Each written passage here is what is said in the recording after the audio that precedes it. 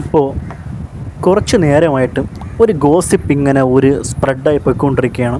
അത് ചില ആൾക്കാർക്ക് കേൾക്കുമ്പോൾ ഇതൊക്കെ ശരിയാണോ അല്ലേ, ഇത് ഉള്ളതാണോ ഉള്ളതല്ലെന്നുള്ള കാര്യങ്ങൾ ഒരു കൺഫ്യൂഷനും എല്ലാവർക്കും പോയിക്കൊണ്ടിരിക്കുക. അതായത് ദളപതി വിജയുടെ വൈഫ് സംഗീത വിജയ്ക്കെതിരെ ഒരു ഡിവോഴ്സ് കേസ് ഫയൽ ചെയ്തിരിക്കുകയാണെന്നും ഒരു നായികയോട് വിജയ്ക്കുള്ള ഒരു അവിഹിത ബന്ധമാണ് ഇതിന് കാരണമെന്നൊക്കെ പറഞ്ഞുകൊണ്ടുള്ള ഒരു കേസാണ് ഇങ്ങനെ പോയിക്കൊണ്ടിരിക്കുന്നത്.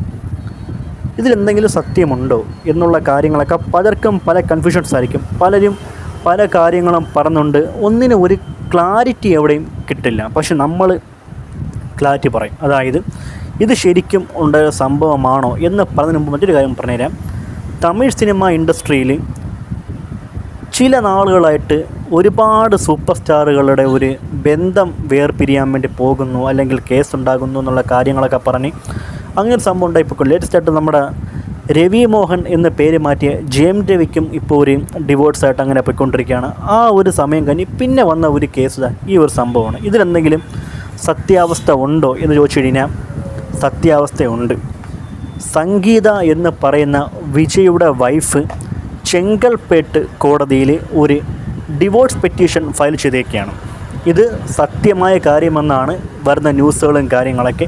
ഞാൻ കൃത്യമായിട്ട് അന്വേഷണമാണ് ഈ ഒരു കാര്യം പറഞ്ഞാൽ ചെങ്കൽപ്പേട്ട് കോടതിയിലാണ് ഈ ഒരു കേസ് പോയിക്കൊണ്ടിരിക്കുന്നത്, ഒരു ഫയൽ പോയിക്കൊണ്ടിരിക്കുന്നത്. അത് പെട്ടെന്നൊന്നും ഡിവോഴ്സ് ആവില്ല. ഇനി വിജയിനെ വിളിപ്പിച്ച് സംസാരിപ്പിക്കും. അങ്ങനെയുള്ള ഒരു കാര്യങ്ങളൊക്കെ ഇനി അങ്ങനെ മുന്നോട്ട് പോകും എന്നുള്ള കാര്യമാണ് അറിയിക്കുന്നത്.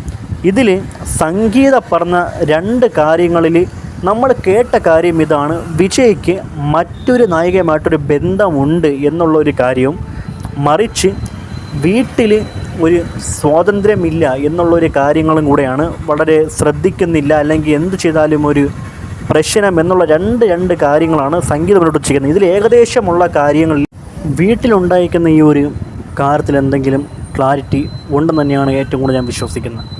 പക്ഷേ ഡിവോഴ്സിൻ്റെ ആ ഒരു പെറ്റീഷൻ അത് കൊടുത്തേക്കുന്നുള്ളത് ഉള്ള കാര്യം തന്നെയാണ്.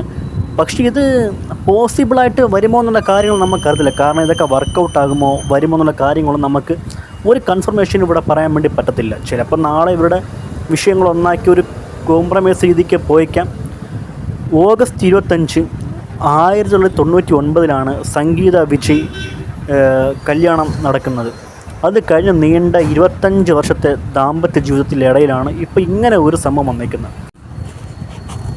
ഇതിൻ്റെ ഇടയിൽ കൂടെ തൃഷ എന്ന ഒരു നായികയുമായിട്ട് എന്തോ ഒരു ബന്ധമുണ്ടെന്നുള്ള കാര്യങ്ങളും കൂടെ ഒരു ഗോസിപ്പായിട്ട് ഇങ്ങനെ പോകുന്നുണ്ട്. അതും ഒരു അടിസ്ഥാനരഹിതമല്ലാത്തൊരു കാര്യമായിട്ടാണ് ഇങ്ങനെ പോയിക്കൊണ്ടിരിക്കുന്നത്. നിലവിലിപ്പം വിജയുടെ ഭാഗത്തു നിന്നോ സംഗീതയുടെ ഭാഗത്തു നിന്നോ ഒരു പബ്ലിക്കായിട്ടുള്ള ഒരു ഒപ്പീനിയനോ കാര്യങ്ങളൊന്നും വന്നിട്ടില്ല. പക്ഷേ കേസ് പോയെന്നുള്ള കാര്യം അതുള്ളത് തന്നെയാണ് എന്നാണ് അറിയാൻ വേണ്ടി സാധിച്ചിരിക്കുന്നത്.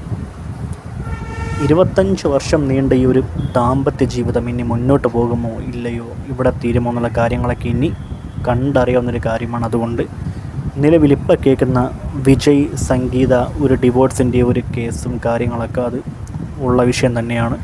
ചെങ്കൽപ്പേട്ട് കോടതിയിൽ ഒരു ഡിവോഴ്സ് പേപ്പർ ഒരു കേസായിട്ട് ഫയൽ ചെയ്തിട്ടുണ്ട്. ആ ഒരു കാര്യം വെച്ച് ഇനി ഇതിൻ്റെ പോകെയുള്ള കാര്യങ്ങളൊക്കെ ഏറ്റവും കൂടുതൽ നമുക്കറിയാൻ വേണ്ടി സാധിക്കും. അപ്പോൾ പല റൂമറുകളും കേൾക്കുന്ന ഈ ഒരു വിഷയത്തിൽ വിജയ് സംഗീത എന്നീ രണ്ട് വ്യക്തികളുടെ ഡിവോഴ്സിൻ്റെ കാര്യം അത് കേസ് ഫയലായി പോയത് ഉള്ളത് തന്നെയാണ്. ബാക്കി കാര്യങ്ങൾ നമുക്ക് വഴി അറിയിക്കാം. ഇത്രയുള്ളൂ പറയാനായിട്ട്.